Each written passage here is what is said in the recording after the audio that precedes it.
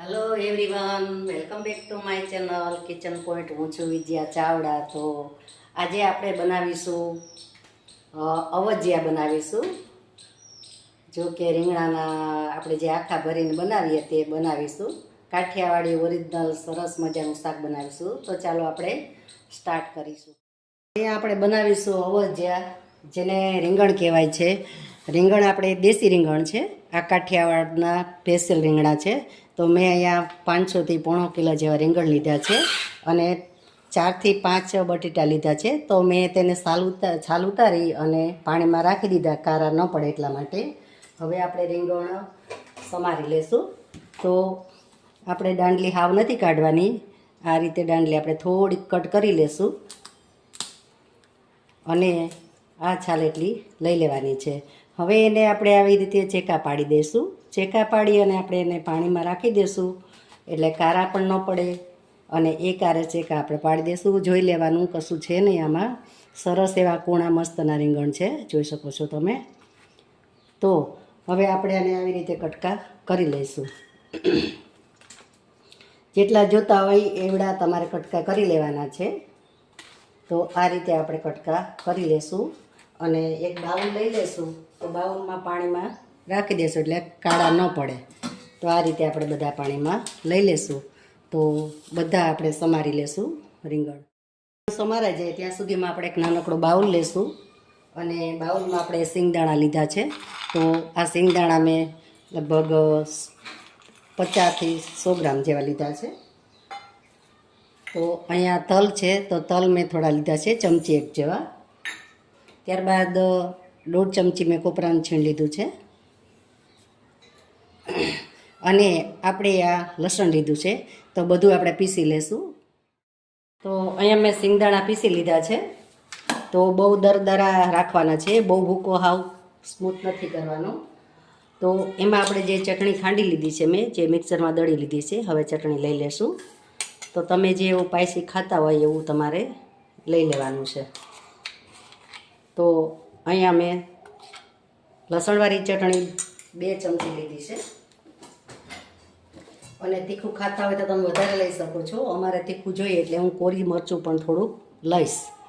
તો અહીંયા મેં બીજી 2 ચમચી લાલ મરચું પાવડર લીધું છે, કે લસણ વગરનું છે.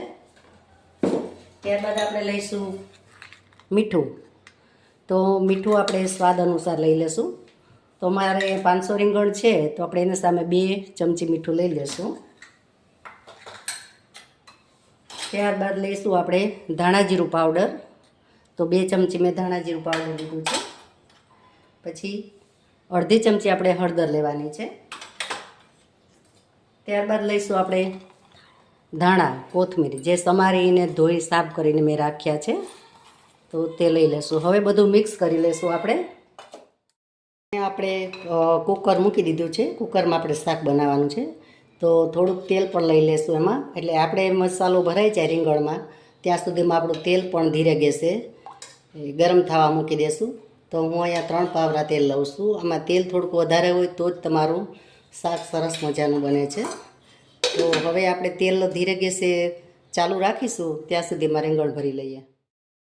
તો અહીંયા આપણે મસાલો લીધો છે. હવે એમાં થોડી આપણે મોરસ લઈ લઈશું, કારણ કે રીંગણ કદાચ કડવા નીકળે છે, અમુક ટાઈમે નીકળી જતા હોય, એટલે થોડું બેલેન્સ માટે સહેજ જ મોરસ મેં લીધી છે, ખાંડ, અને 1 પાવરું તેલ લઈ લેશું.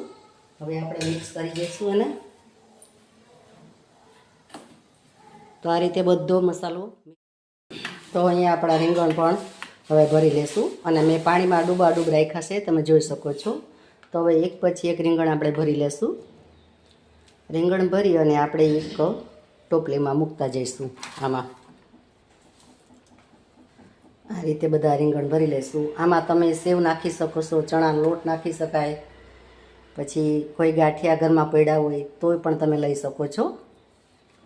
તો એનો ટેસ્ટ પણ સરસ આવે છે. અને ચણાનો લોટ નાખો તો તમે શેકીને નાખો તો એનો ટેસ્ટ પણ બહુ સરસ આવે છે. તો આ રીતે આપણે બધા ભરી લેશું. તો અહીંયા આપણું તેલ આવી ગયું છે, ધોળા નીકળે છે. તો થોડીક આપણે એમાં રાઈ લેશું. ત્યારબાદ આપણે જીરું લેશું. જીરું રાઈ ચટકી જાય પછી આપણે જીરું થોડુંક લઈ લઈશું. જીરું પણ આપણું સતળાઈ ગયું છે. તો હવે એમાં લઈ લઈશું આપણે બટેટા.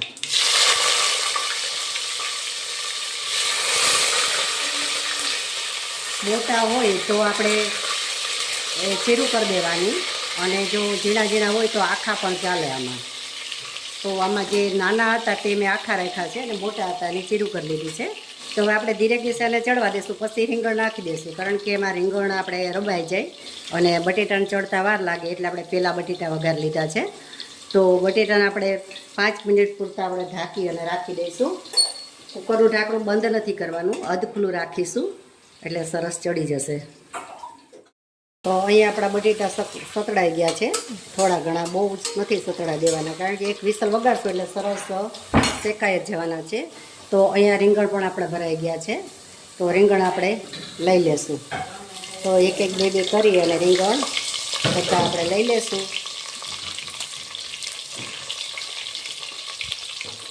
તમે જોઈ શકો છો બધા રીંગણ આપણે લઈ લીધા છે અને આપણે હલાવી લઈશું એને.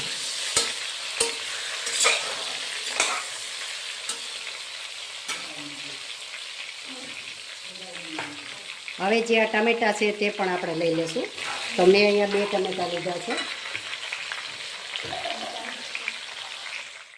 અહીંયા આપણે મસાલો વધેલો છે, તો મસાલો આપણે કુકરમાં લઈ લેવાનો છે, પણ તે પહેલાં આપણે થોડુંક પાણી લઈ લઈશું. મિક્સ કરી આપણે 2 વિસલ થાય ત્યાં સુધી જ આપણે વિસલ કરવાની છે. 1 વિસલ થઈ જાય ને 1 વિસલ આપણે થવાની થાય ત્યારે બંધ કરી દઈશું. તો આ મસાલાની અંદર પાણી લઈ અને આપણે કુકરમાં લઈ લેશું. તો મસાલો પણ બધામાં ચડી જશે અને સરસ રીતે કલર પણ સરસ આવી જશે. હવે એકવાર આપણે હલાવી લઈશું.